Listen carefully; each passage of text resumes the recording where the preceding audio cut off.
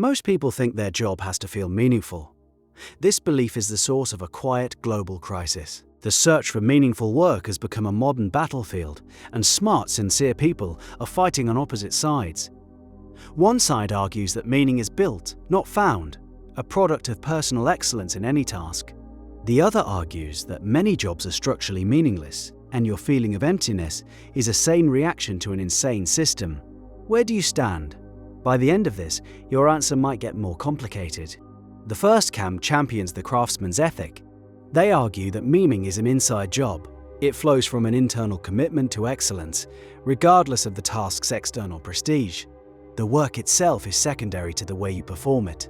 This mindset grants you a powerful internal locus of control. You are the source of the meaning. The job is just the raw material. Any work, done with dignity and a pursuit of mastery, can be profoundly meaningful.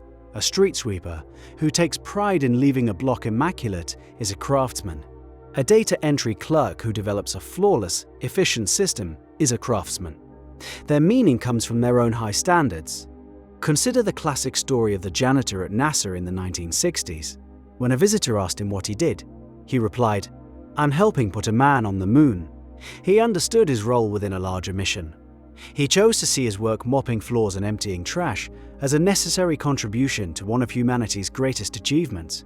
He wasn't just cleaning, he was clearing the way for history. This is cognitive reframing at its most powerful.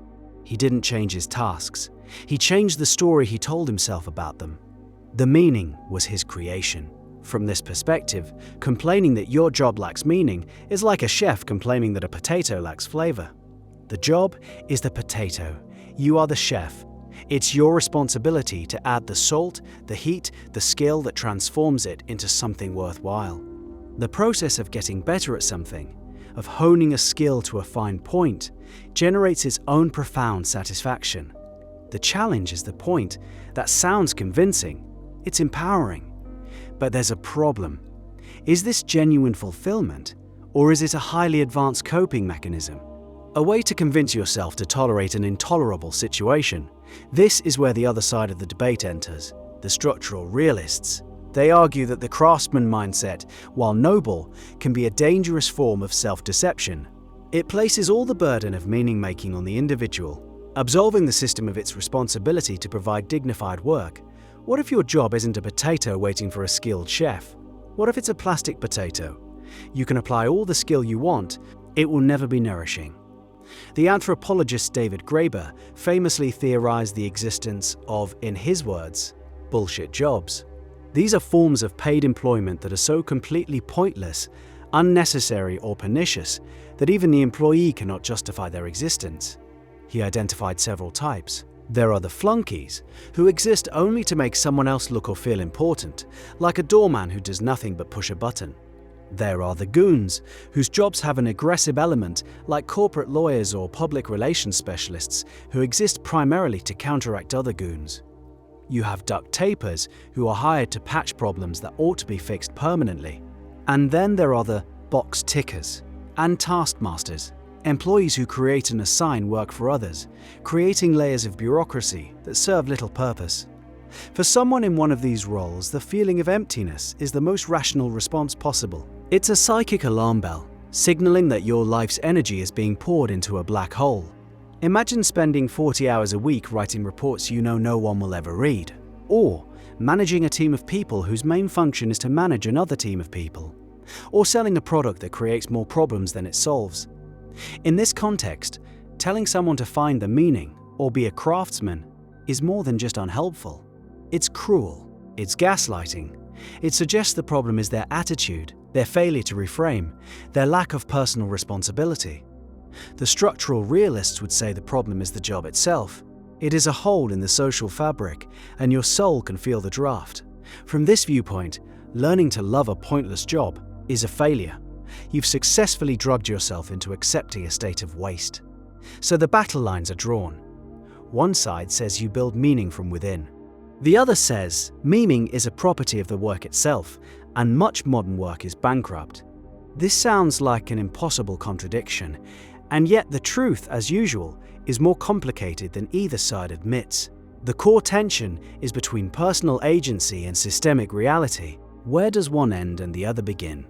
A more useful framework might be to think of it as a negotiation. You have to negotiate your meaning with the reality of your job. This is the concept of job crafting, first proposed by researchers Amy Rizasnevsky and Jane Dutton. They found that employees are active participants in shaping their work, even in highly constrained roles. They don't just passively perform their duties, they tweak, they adjust, they reframe. Job crafting happens in three main ways. First, there's task crafting. You can alter the number, type, or nature of your tasks. Maybe you take on an extra project you find interesting, or you automate a tedious part of your job to free up time for more engaging work. Second, there's relational crafting. You can choose to spend more time with colleagues who energize you, or you can find ways to connect your work more directly to the people it helps, be they customers or co-workers.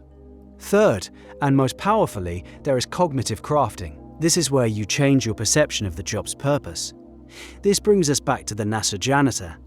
He was an expert cognitive craftsman. He connected his mundane tasks to a transcendent goal. Job crafting offers a middle path. It acknowledges the constraints of the system. You can't just decide to be an astronaut, but it also restores a sense of agency. You are a co-creator of your job description. You have leverage. You can pull certain levers to make your work more tolerable, more engaging, and yes, more meaningful. This perspective suggests that meaning is a verb. It's an active process of sculpting your daily reality. You look at the raw materials of your job and ask, what can I build with this? It's a powerful and practical approach. And yet, even this has its limits. Critics of this position would point out that job crafting is a privilege.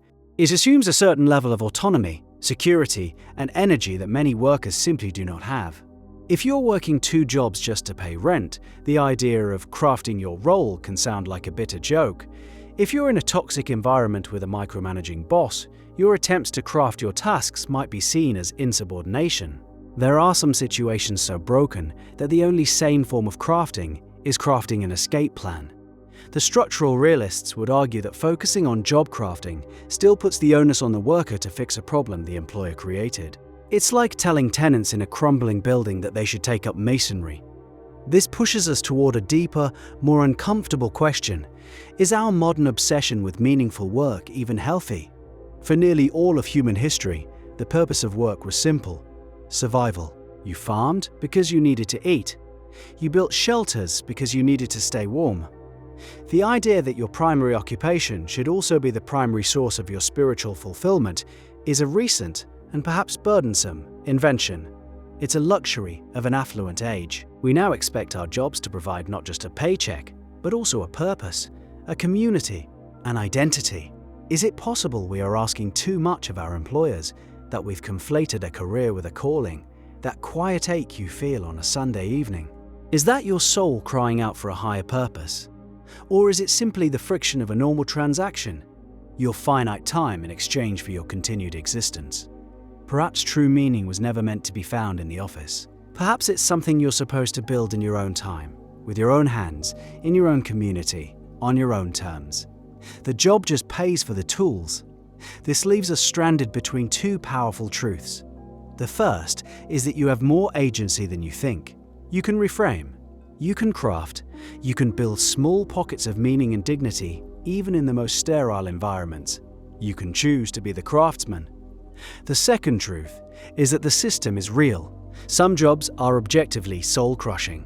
Your feeling of emptiness can be a valid and vital signal that something is deeply wrong with the work itself, with the organization, or the economy at large. Pretending otherwise is a disservice to yourself. So we are left with a choice. It's a choice about where we locate the problem. Is the emptiness a personal failure of imagination, or is it a political failure of the system?